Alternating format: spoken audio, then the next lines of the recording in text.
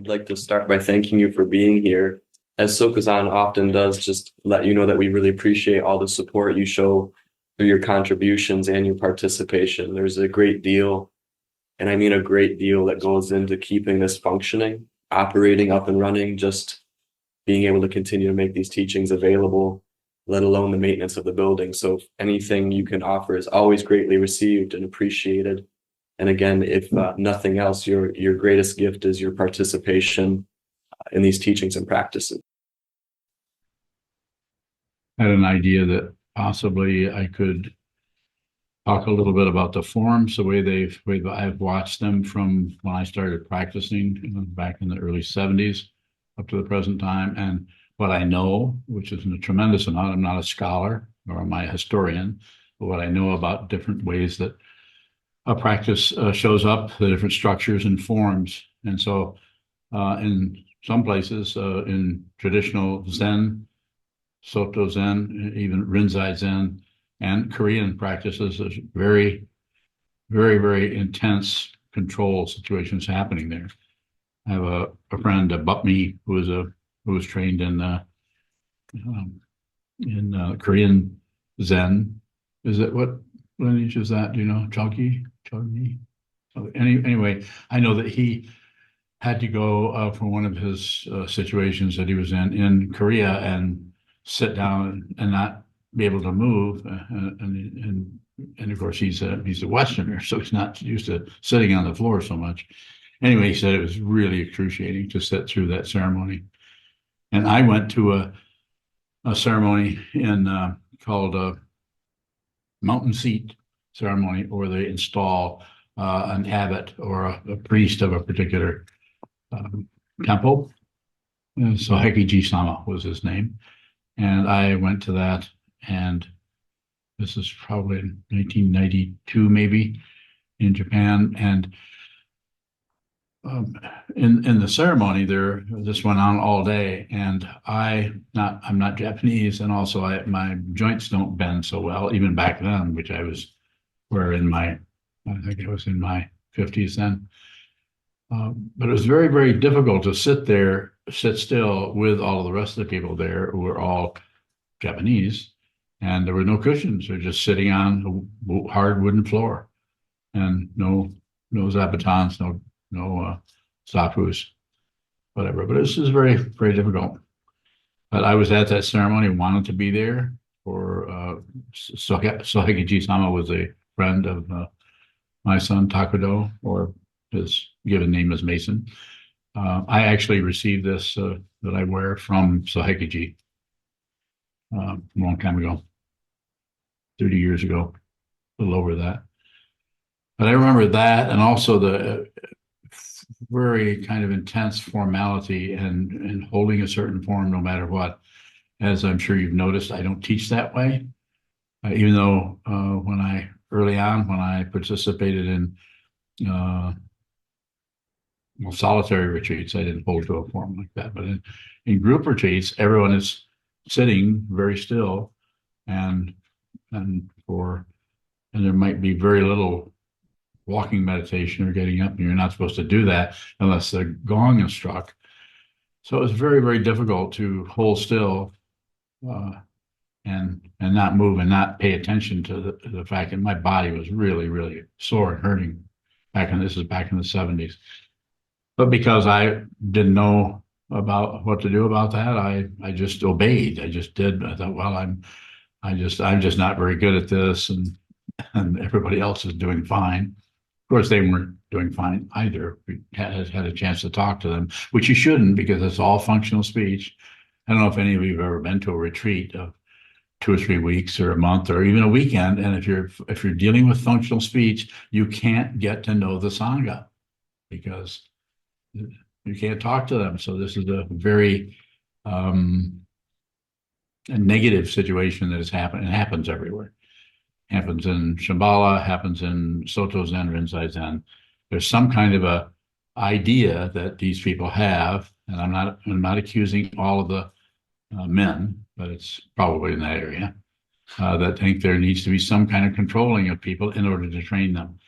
And I come from having done a lot of this, My way of saying you should do this is that you should be the one that decides, not somebody bringing an arbitrary gong every 40 minutes. Also, the 20 minutes, 40 minutes, 20 minutes, 40 minutes, or whatever that is, that's a little bit ridiculous to just impose some kind of arbitrary time frame. So that's traditional traditional Japanese practice is an incense stick, which could be 40 minutes or something. So again, I'm not disagreeing with that, and I'm not saying in the sense that I don't think everybody should do what I'm doing, but I don't know, it just doesn't work out from when I practiced in that way. It was not particularly helpful. It was extremely painful. And so I guess where I'm going to try to make this in the line of, as you suggested, some kind of traditional understanding. So it goes back a long ways, just like in ancient times, monks had to be celibate. I think that's ridiculous. It's just ridiculous to do that, to impose that kind of situation. That being said, in ancient times, maybe that's the only way they could do that. Maybe that's the only way you could have an ongoing sangha is to change people's life so much. You have to sew a robe and you have to be celibate. You can't eat anything after 12 noon. I don't know what the story is behind that. Maybe other people do. Maybe there's someone that could offer that information if you know.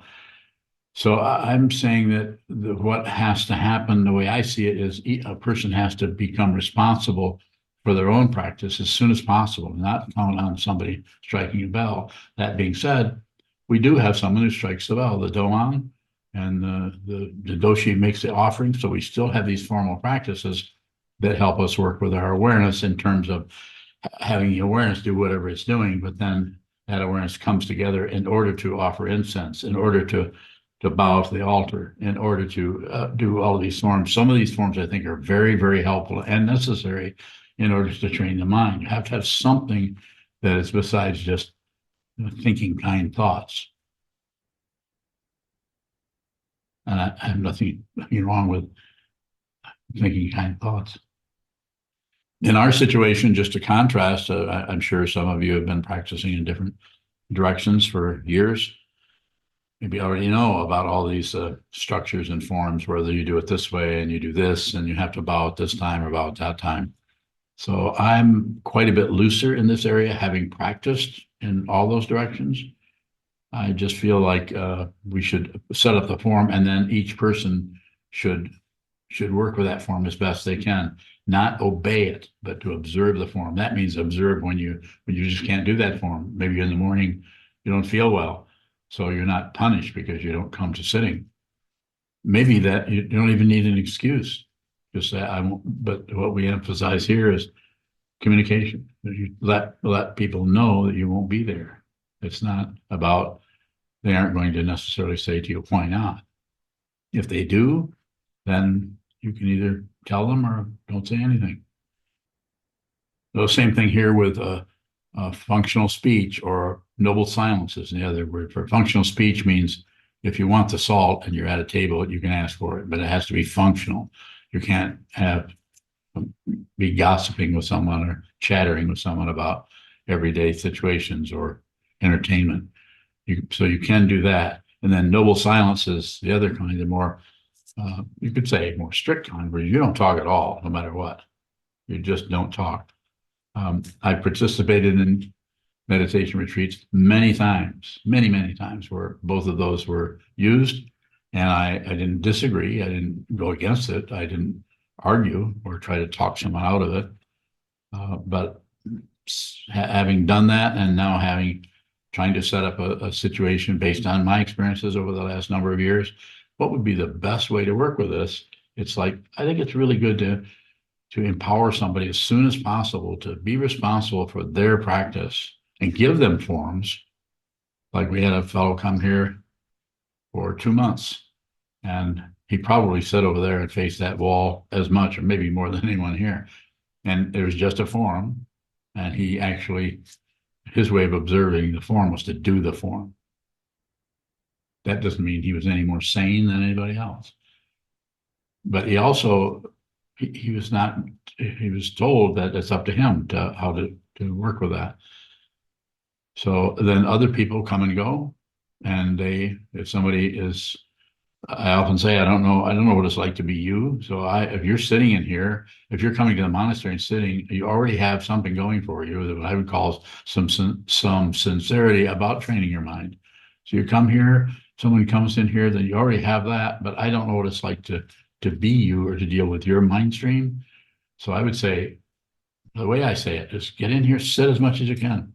We even set up forums on Thursdays, 4 hours in the morning, 4 hours in the afternoon. We do that on Monday also. Is there any other days that there's a block sit available? Saturday. So Saturday. So we have all these things that are available where you're off in the distance, could turn on or even if you live down the street, you turn on your Zoom screen and there are people right there sitting in real time facing a wall. And so you have some support from what community? Community is very, very, I'll give you another one. Another very, very important. It's very important. But it's not about trying to get everybody to fall in line or follow the leader or obey. Some of this I learned from spending 4 years in the Marine Corps. It's not easy. That kind of control is about control or training or forms is about controlling people. The Uniform Code of Military Justice, if you read any of that, it's basically saying do this or don't do this. If you do this, you will get a court-martialed. If you're told to do this and you don't do it, then you don't get to decide anything. You have to follow orders. There is some area in there where if you're doing something that is completely against, but you can't be told to murder someone. Well, unless you're on the battlefield, then that's what that's about, murdering other people. Not so good. So I can go on and on about this, but maybe it'd be good to respond to some questions. Yes, sir. Allowing, would you say there's a difference between observing a form and practicing a form?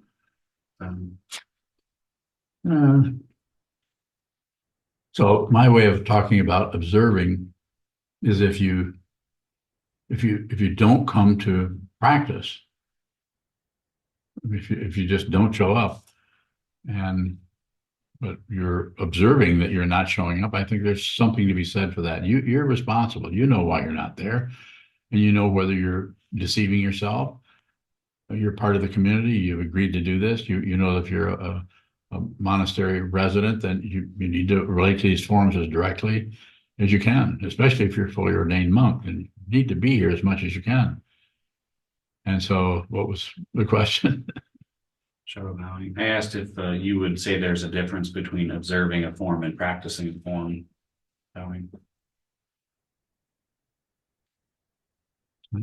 I'm not saying a big difference. There is some kind of nuance happening there that you could take it one or two directions, but practicing a form, I'm not saying you're not practicing the form when you're observing that you're not doing the form, because it's still about awareness. As you hear me, I practically shout it sometimes. It's not about success or failure. On the other hand, you need to have a setup, meditation hall where people come and sit in a very specific way that face the wall. This wall are for monks. And if somebody who is not ordained comes in and sits down over there, they are not ordered to leave, but it's observed. So if someone sits facing out and doesn't face in, that person will be observed for a while. If somebody comes in with a bright red stocking cap on, that's not the recommended thing, is to wear subdued color, either black or gray or something very subdued, just so that this place is very, very similar. The same every day you come in, it's very similar. There's no vibrant things happening in here. It's not an entertainment area, although there's things that are very vibrant, but they're quite often the same thing, other than maybe a flower arrangement, ikebana or something like that. So are you asking me about practicing, actually coming in here and chanting or practicing or meditating, as opposed to observing the form that you're not doing? Mm-hmm. Exactly. Very, very personal. Very personal. If someone is not feeling well, not just sick to their stomach or something like that, but just not doing so well mentally, emotionally, that needs to be respected with people. Not just saying, well, you need to come on and sit. Maybe not.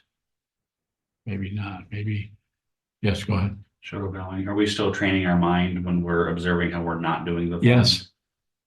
And that's quite often missed in more traditional macho kinds of structures where, like we were just reading, or Hunya was just reading about Suzuki, wasn't it Suzuki Roshi? His teacher thought that in order to train his monks, his students, he had to be really mean to them. Wasn't that? Am I paraphrasing that fairly closely? This is in Japan back in the early 1900s. So, and that goes all the way back. And so again, I'm not saying you should, everybody should just do this the way I see it. Probably needs to happen in lots of different ways, but the people that come here to be trained either as monks or just come here for a weekend and might never see them again, or people that show up on Zoom. People need to practice however they can. They have children, have children, have jobs, have just all kinds of environmental things that could be different, not to mention all the things that are happening in your personal body. You know, some people are pretty ill with different kinds of sicknesses that compromise your way of practicing. Don't or their people's financial situations can be quite varied. So I'd say just do the best you can and practice. Try to practice as a community, as a group. This is why we have these talks. That's why on book study, I say, come and study. You don't have to understand it.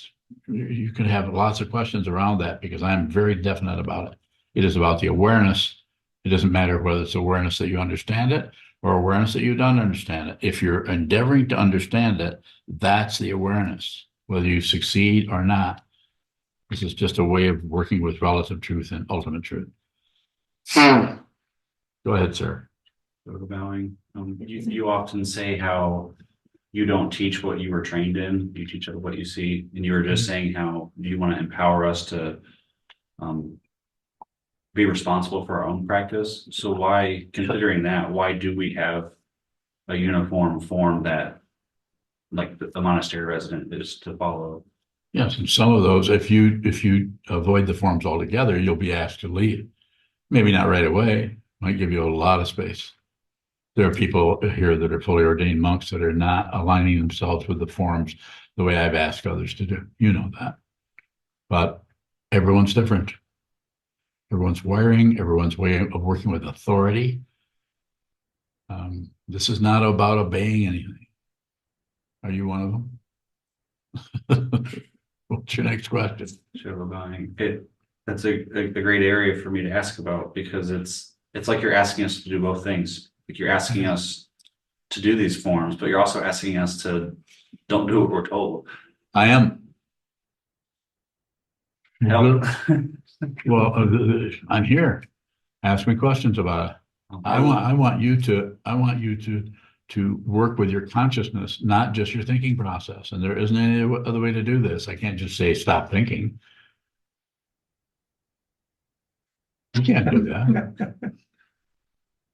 Meet everything as it is where it's at. It's very difficult to do this, especially if you have, you're an intelligent man. It's not a compliment. It's an observation. You have a degree in English, I think. No, you don't have a degree. I have a degree, it's just not in anything. What is it in? Liberal studies. Well, liberal studies is a degree, isn't it? Arguably. You kind of thinking you're a worthless piece of, but you know what I'm saying. So I would say you could work with that, and you've been here, you've lived here for years, so we work with that all the time. And you come and say, "Is it okay if I don't practice this afternoon? I need to go work on some project." And so you're kind of all over the place, and so that's a practice also. Community, very important. And some people can go and just sit there for hours and hours and hours. And other people, it's really a strain to sit there even for an hour.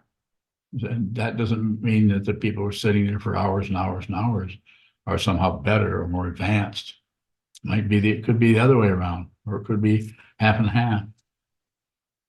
Yes, Bowing, so are you saying that here in the monastery, a form has been, a standard has been set? Mhm. And then as practicing bodhisattvas or monks or practitioners, then we have flexibility in how we come up against that standard? yes, I mean, that's simply put, it's not here to be obeyed, it's here to be observed. And so, and you'll know when you can feel it, that 15 people are in here all meditating during a retreat, and you're in the other room watching cartoons or something. You do that? No. So I'm saying that's helpful to do that, not to send somebody in to tell you, so you better get in there and sit or something like that. Oh, they will do that in Shambhala and in Vajradhatu back in the 70s and 80s. They'd come and get you. You need to be in your sitting. You've been there. I've been there. I've been at the area where I'm told to come and sit or something. So, and at the time, I just felt like that they're correct. I'm not. I don't know what to do. I'll just do what I'm told. Lots of area for questions here. Please don't hold back, especially if you're coming from a direction that maybe I've not touched on, because I've been kind of vague about this. Go ahead. Bowing, along those lines that you were just describing, on occasion, if especially like on a Sunday when we have many people here and they're all congregating in the white tower room waiting for you, someone may come in and say, "Oh, Sokuzan's gone in the Zendo." Yeah. Is that an appropriate announcement? Yes. You know, there's different ways of working with it. Sometimes I come in and everybody's, raising hell, talking, gossiping about just talking about whatever. People come in, okay, then people stop. And I think that's the form that's important. I come in and we have some formality, and I don't mind being the one to do that. So I come in, I offer incense on behalf of everyone here. This is kind of a formal way of acknowledging I'm going to talk about the Buddha's Dharma if I can. And so I do that, and it becomes formal. Then we have questions, or I might give a 15, 20 minute, half an hour talk, whatever it may be. And then we have the rest of the time as questions about that. More. Yeah, go ahead. Bowing. So You're about to tell a joke. no, but somebody is though. Is that-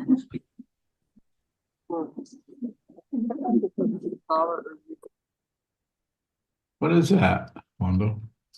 Sokuzan in the car, maybe? Oh, that was Elia. Oh, Sokuzan is in the car and has her microphone on. Go on with your question. Bowing. Again, just reflecting on the maybe the situationality, if that's a word. Yes. I could recall when I first started coming to your Dharma study groups at your house. In the 90s. Yeah, early 2000. No, after you had moved to Go back. in Bellevue. Anyway, we would stand in the kitchen, some of us, and talk, and then all of a sudden, for me anyway, it just felt like this vacancy in the room, and I realized it might be a couple minutes past 7, and I realized that you had already gone into the shrine room at the time because it was Shambhala, but you didn't call all of us to say, "Okay, I'm going to go into the shrine room. It's time to meditate." So it's even in the situation that I described a minute ago in the White Tower room, making the announcement that you are entering the Zendo. On occasion, you've said there may be people engaged in a conversation that's much more important than what you have to say. I've been saying that in Shambhala for a long time.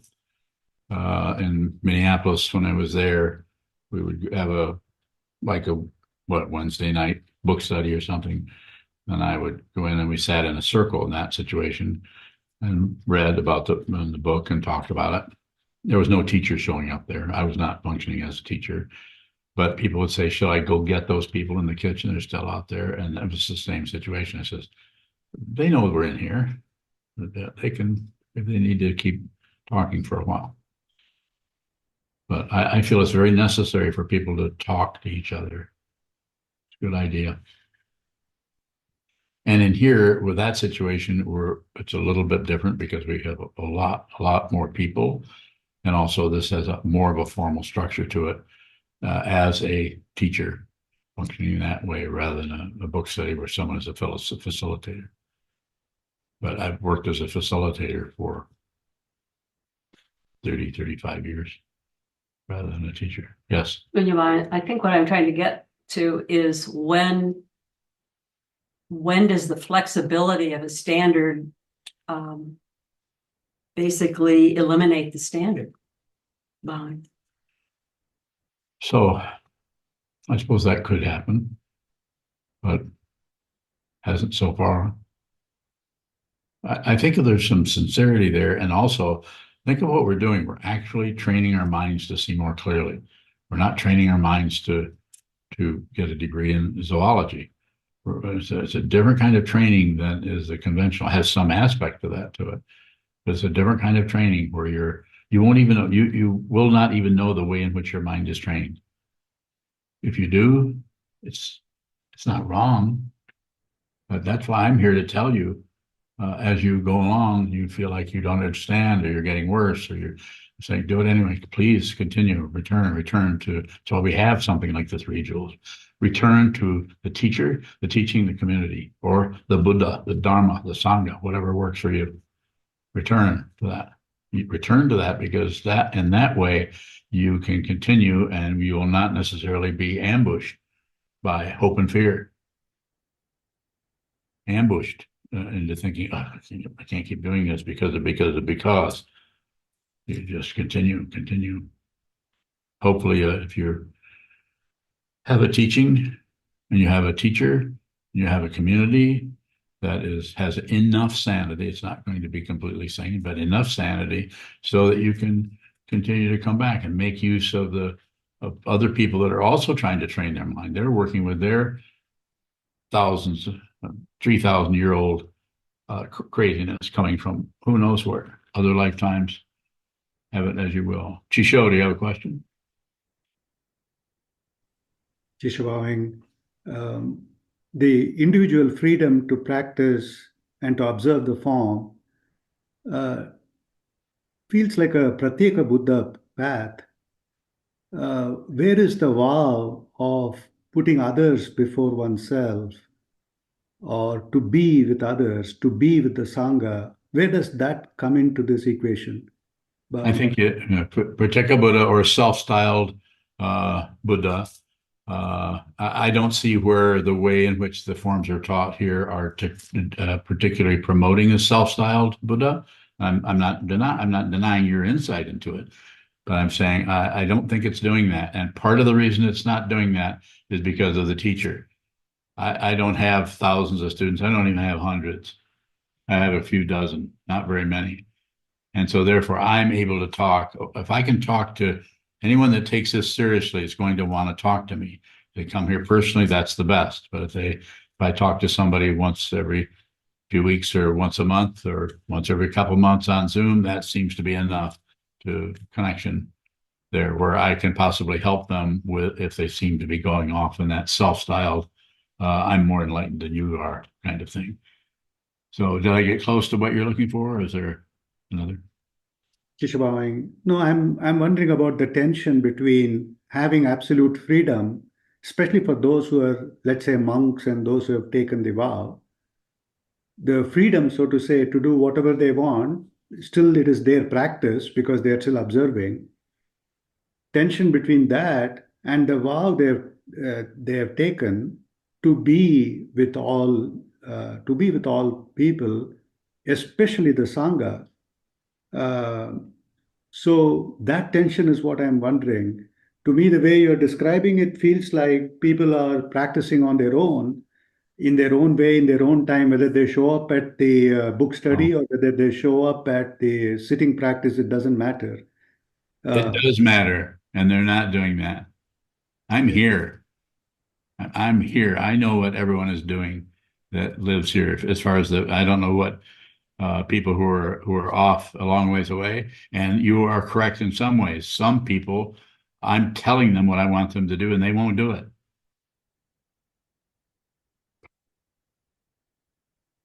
But that doesn't stop me from telling them. Then they get to work with that their teacher has said, do this and don't do that. They get to work with that. If they want to work with that, go ahead. But I encourage people, when I have somebody sewing a robe, I encourage them to don't sew that robe, don't put on that robe, don't receive those vows unless you're ready to actually practice this as a monastic. In other words, you might want to put a lot of focus on this situation. And you'd have to ask each one, there's not that many monks. I don't know, what is there, a dozen? You have to ask each one how that's showing up for them, because I have a really strong personal relationship with every single one of them, including the ones that are sewing robes, which sometimes takes quite a while. Sometimes people sew robes for a while and then decide they don't want to do that. But I see what you're saying, but I don't think there's, I don't think there are any Pratyeka Buddhas here. People who live right in this community are with me and with other members of this community day after day after day after day, not just for a book study. They're here. You got a good dose of this. You lived here for 2 months. How comfortable was that for you? Kishwaving, yeah, for me, it didn't matter much. I mean, I had my choices I made. I would attend some and I would miss some. But by and large, I thought the Sangha would have seen my face even if it is not a daily basis, at least on a weekly basis. Whereas there are several folks that at least the Sangha doesn't get to see at all, interact at all. I understand. Months on end, even years on end, perhaps, Bhavin. Yeah. So I understand. I understand what you're referring to. And this particular society doesn't particularly support a traditional kind of monastic practice, even though they're trying to do that at Green Gulch or Tassajara or other places that are trying to copy Japan. So have you met any of those people that go those places? You met these people and you continue to come here and study together with this group. It's not necessarily always agreeable, might not be comfortable, but we do it anyway. We come together and study these teachings with the idea of maybe we can make some, as it is said conventionally, make some progress on the path to begin to realize more closely and directly that this is an illusion. This is unreal. And so the way someone else does this, there's just so many different ways. And I'm having interviews with people and talking to people about their practice. And you could look at maybe at a dozen monks, you could look at them and see everyone's doing something differently. And some people are like towing the line, just right here as much as they can, so to speak, in the conventional sense, and they're just here all the time. And then other people are going this way and going that way. And the thing that I stress when they do that is communicate. CCC, communicate, cooperate, collaborate. If you are not communicating completely, which means you're doing a lot of listening, then the cooperate, collaborate are likely to be there somewhat, but will be won't be as clear, won't be as complete, will be fraught with misunderstandings and so on. So I'm really interested in what you have to say there about that, especially when you're saying that what you're seeing here looks like it could possibly engender or create a path for someone to be a Pratyeka Buddha. For those of you who don't know, Pratyeka Buddha is someone who's become enlightened themselves and are not too concerned about others. They're trying to be enlightened themselves. That's a kind of a classical description of it. This doesn't mean that person wouldn't be helpful to others, but they would think of themselves as being more enlightened than other people, or maybe enlightened and thinking that other people are not enlightened.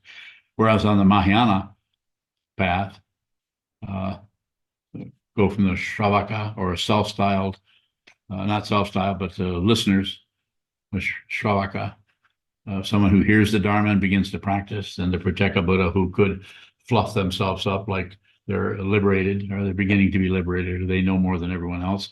And then the Bodhisattva Yana, where your whole practice is about other people. And this is something I talk about individually to monks. If someone who's doing this is not about you.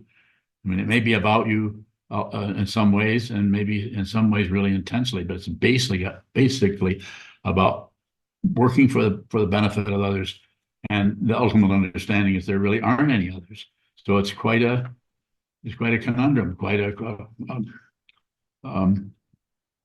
is that called when something is confusing? You just had a confusing one a minute ago when it didn't work. You know, Dilemma? huh? Dilemma? Yeah, dilemma. One of those things. So I don't know. I would like to hear more. If you have further questions around that, or you can maybe help me understand how this is showing up for you. Maybe I could have a few words to say about it. Shishwang, no, the thing about putting others before oneself, especially as the cornerstone of a bodhisattva path, Yes. seems to be a high standard, or yeah, it's a high standard. It is.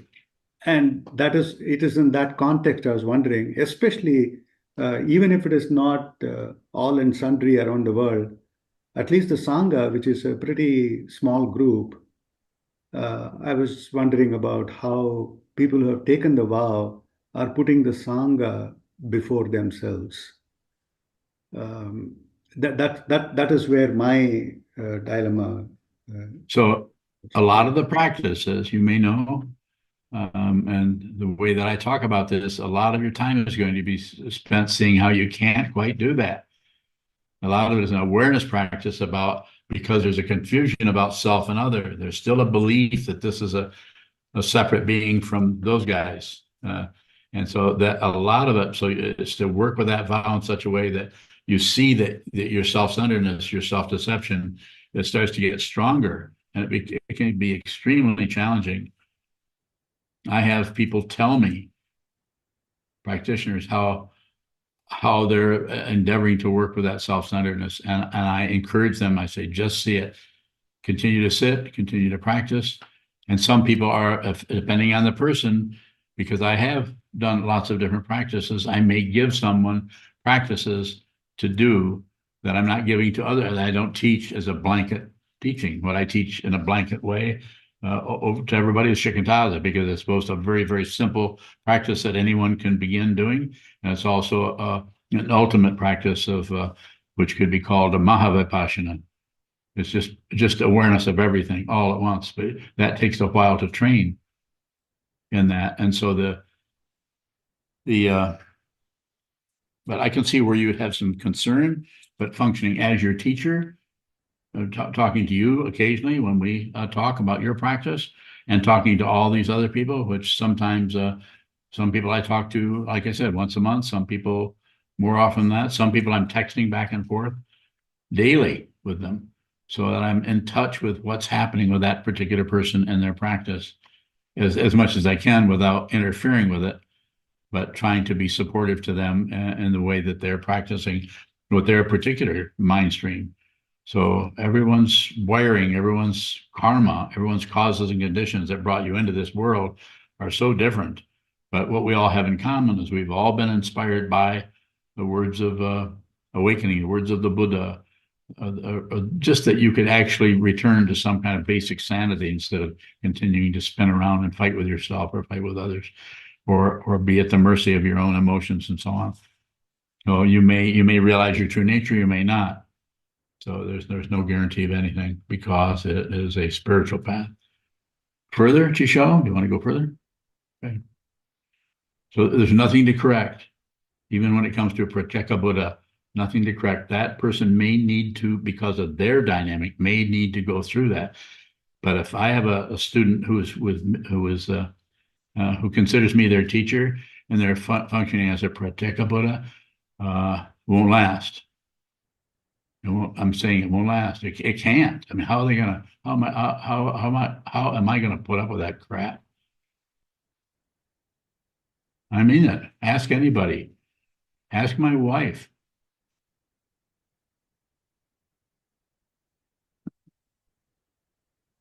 Not gonna put up with it. And when I say I'm not gonna put up with it, I'm not saying I'm gonna whack somebody or something, but I will make their help them see their extreme self-centeredness. So I'm doing the best I can. Maybe you should move here, become fully ordained and help me. See what you just stepped into? I need to move this mountain with me. Okay, yeah, that mountain, well, you can move a mountain. I can just see, didn't I give you a name, Empty Mountain? Yeah, so your private name is Kuzan? Kuzan? Yeah, Yeah. Empty Mountain. Chisho, Wisdom Hammer, Kuzan, Empty Mountain. So it should be pretty easy to move an empty mountain. I mean, if it's empty, can't weigh much. Yeah, move it up here and we'll put it. See, the mountain should be on the back side of the monastery, so we can put it in the sunshine bardo. No, I wouldn't fit in there. We'll figure out something. Just let us know when you're coming. And you really should visit us one of these days. I haven't seen you in a while. Shishuan, I am visiting first week of October. Oh, that's right, because you're taking off on that sojourn through the temples in Japan. What is that called again? Shikoku. Shikoku. Yeah, the same thing that Hyozan did, the same journey. What is it, 75 miles or something like that? 800 miles. No kidding. You're gonna walk 800 miles? Is that true? Is he deceiving me? I didn't know it was that far. That's a lot of walking. That takes about 3 months. 2 months, about 45 days. Anybody want to go with Chisho? Make sure he gets back. Okay, so is there a final question on anything in particular or everything in general about the forums? This is kind of an impromptu thing. I'm always happy to respond to any of your questions, whatever direction they're coming from. If you have them, please don't hold back. Yes, Michelle. Michelle Ryan. Might I'm hearing the back and forth between you and Shisho. Might showing up for somebody else actually appear self-centered when maybe we're in a situation where, okay, maybe I can see a situation where maybe it's best that I don't help somebody. If I understand your question, I would, yeah, there's no command to help somebody no matter what. You might not help them because that wouldn't be so helpful. You have a bigger picture of what's happening with them. But we don't always, that doesn't always come as some kind of a story about them. A lot of times it's just that you don't want to help them. But when you don't want to help someone in some way, don't force yourself to go that direction. Use that as an awareness practice. And it's like if you see a person on the street with a cardboard sign that says, please help, you should look at that. All the information you need is right in front of you. You don't have to know whether they're going to go buy drugs. You don't have to know any of that crap. That's all relative stuff. Help them or don't help them. But don't necessarily go back and forth on some kind of a teeter-totter about should I or shouldn't I. You'll know if you look right at them. If you have a strong awareness practice, then you're slowly over time are getting used to just receive what shows up without comment. And if you shows up without comment, you may find yourself going around the block and driving up or handing them some money, maybe, or not. Maybe you'll never do that. There's no correct way to do it. Am I getting close to what you're looking at? Yeah, Michelle Ryan, I guess the term I was thinking of is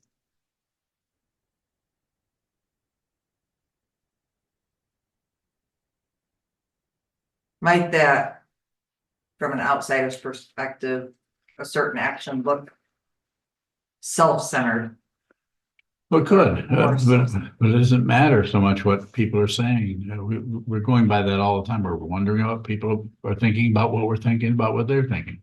It's just a constant comedy of errors or rotation, going around and around and around about everything, thinking about. So that's why it's necessary to just sit down, hold still, and just be very, very direct and precise about what is showing up in the mind stream without taking it into some kind of, that means this, it means that, it means this, it means that.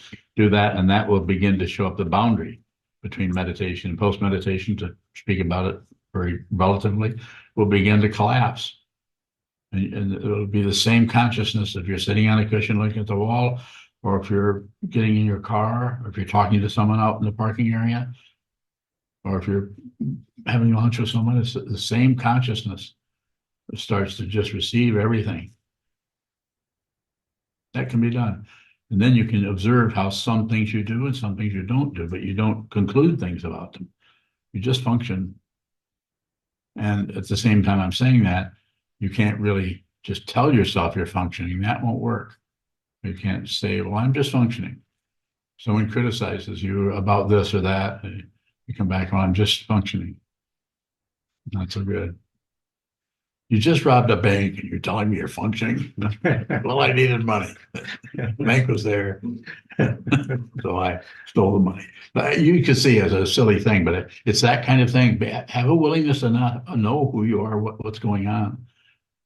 You can do this. All of you can do this. It's difficult. It's challenging. But you can do it. Sitting practice of meditation, relate to the teacher, the teaching, in the community, however it seems appropriate to. That's why I have this more open.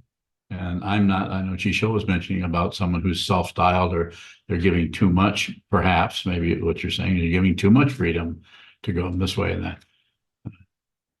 Talk to any one of the monks and see if they feel like have too much freedom, or like they're not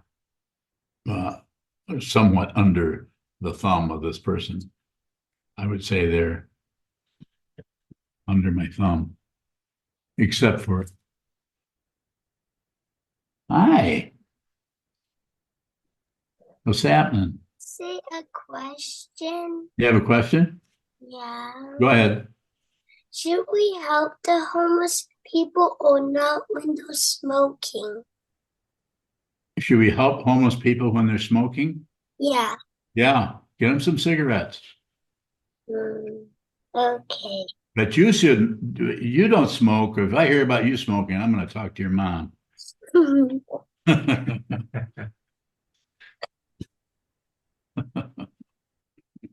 Good question. Okay, I guess it's a good time to go the other direction.